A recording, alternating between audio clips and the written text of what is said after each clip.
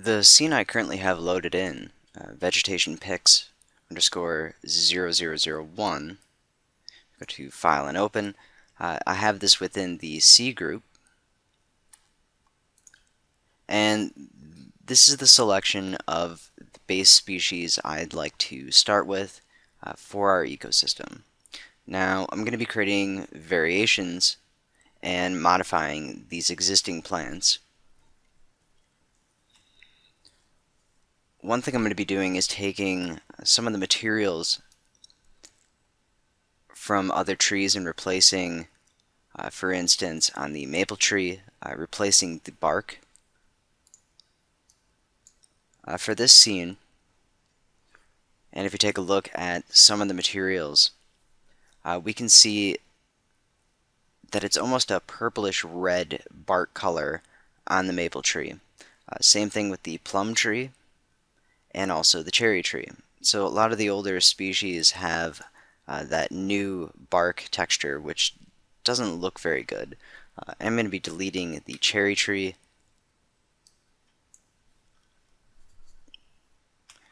because I do not plan on using it.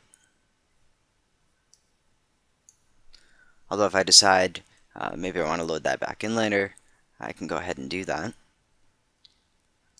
If you want to load in a species, you can right mouse click on the icon and select the plants you'd like to load in. I've got a couple of conifers, some broadleaves, and some smaller plants. I also have a couple of the winter trees, or the dead trees, loaded in. Some of these materials I will also be replacing. And if we take a look, we have the autumn white birch. I'm going to be replacing those leaves with one of the leaves from the other trees, because I will not be creating an autumn scene. This bush we have down here, it's called the bush group. If we take a look at the root system, this is how it will populate. If you read the description for this plant, they do suggest that you put about 30% of it under the ground, which we can easily do when we're populating the ecosystem. And this will give us some small looking trees. We can increase the scale. And since we're really going to be looking at this from pretty far away, because this is really our overall ecosystem, and if we want to, of course, create some smaller plants and refine the areas, then we can use the zone to really go in fine detail and work out some of the smaller plants. So I've already created a lot of variations, which I have vegetation pics underscore custom underscore 002.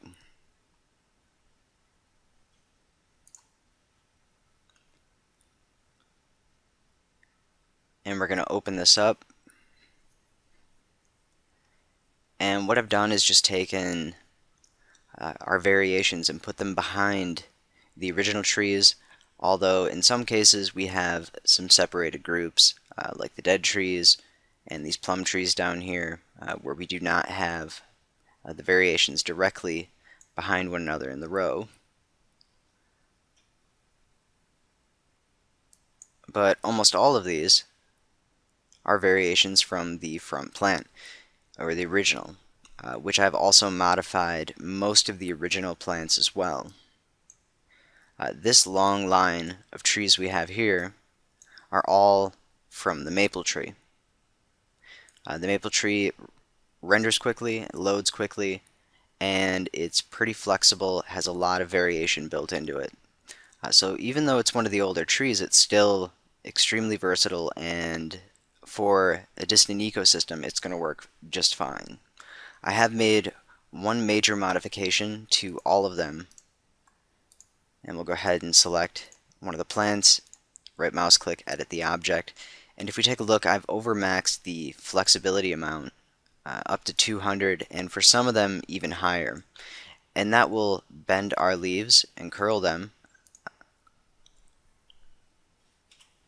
giving us more of a cascading leaf shape down the branches and all the way throughout the plant. And it will definitely look better. A lot of the trees I've gone ahead and done that with and got rid of some of the randomness that is built in to the default trees. If we take a look at the conifers, what I've done is made a much narrower conifer and a little bit taller. If we take a look at the cone-shaped conifer, now the first one is the original. It's much wider on the base, not very tall. I prefer to have something a little bit taller, thinner, and I think it's going to fit in with these trees a little bit better. The other conifer, I've modified all of them, the bulky conifer, and all of these have been adjusted in a couple of different ways. I've increased the length and width of the branches and also increased that flexibility. The overall changes to the trunk and branches are fairly minimal, but this scene is available for you to load in, and you can take a look at the changes made if you want to see how something was done. In some cases, I have taken the leaves from the broadleaf straight trunk, which has a little more of a reddish hue to them, at least in some areas, and I've applied that to one or two of the maple trees and also some of the other vegetation species. If we take a look at the gnarly tree B, I've vastly reduced the diameter of the trunk and really spread out the leaves a lot more. It'll give us a nice variation. The cherry tree, as we can see far above the terrain at the moment, which is one of the reasons why I may not want to use it, because it is so high up. I do have that loaded into the scene with some modifications, but because we have so many variations of the other species, we may not need this one.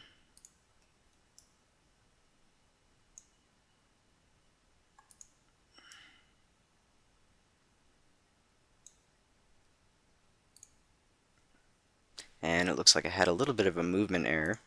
Just go ahead and drop that. And I've made a few changes to the bush group. Made them a little bit taller, tighter grouped. And it's mostly just small changes to make everything look a little bit better overall. And so they kind of fit in to our scene a little bit better. I've also modified the crawling bush and created a variation that's a little bit taller.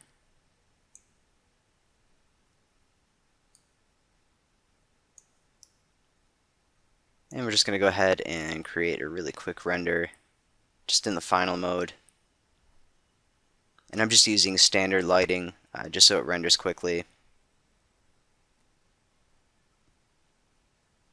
And now you can see a lot of the variations within here, and we're going to be using all of these for our different distributions and spreading out throughout our ecosystems.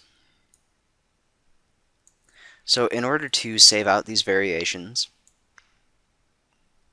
what we need to do is select our plant, right mouse click, go to Edit Object, and in the plant editor we have an option to save plant species.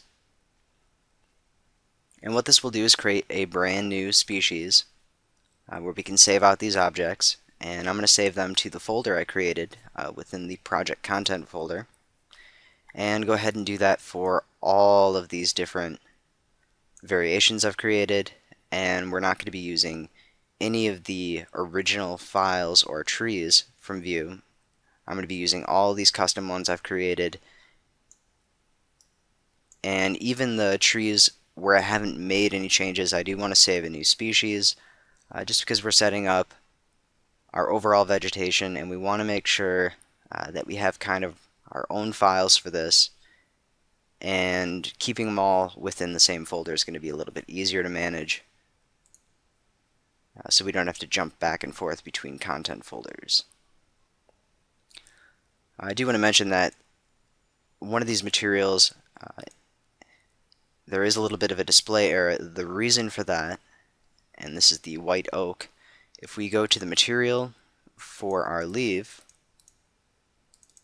is because a mixed material. And in most cases, a mixed material will not render properly within the OpenGL. It's not always the case, but it is the case for our white oak. And for the variation I created, I ended up removing the mixed material and just using the greener subset.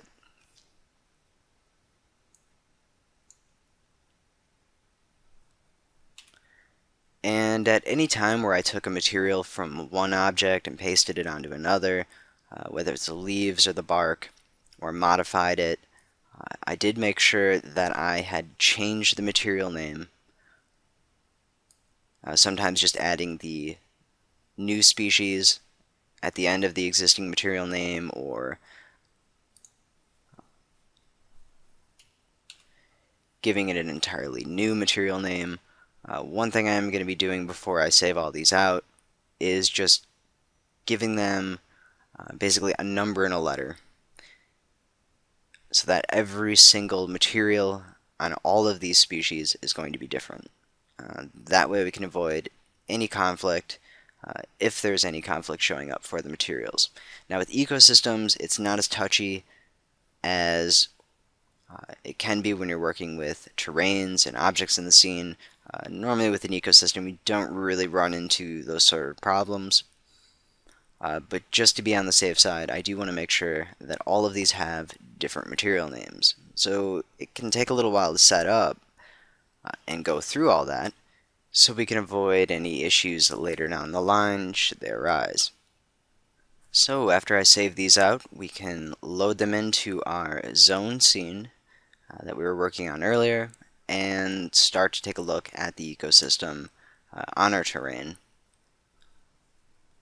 and start to get a better idea of how the scene is going to turn out. And when we switch it over to dynamic population, then we'll know exactly what we're going to get, and we don't need to spend a whole bunch of time tweaking around, because we've made a lot of plans to get up to this point and to make sure that everything looks the way we want it to.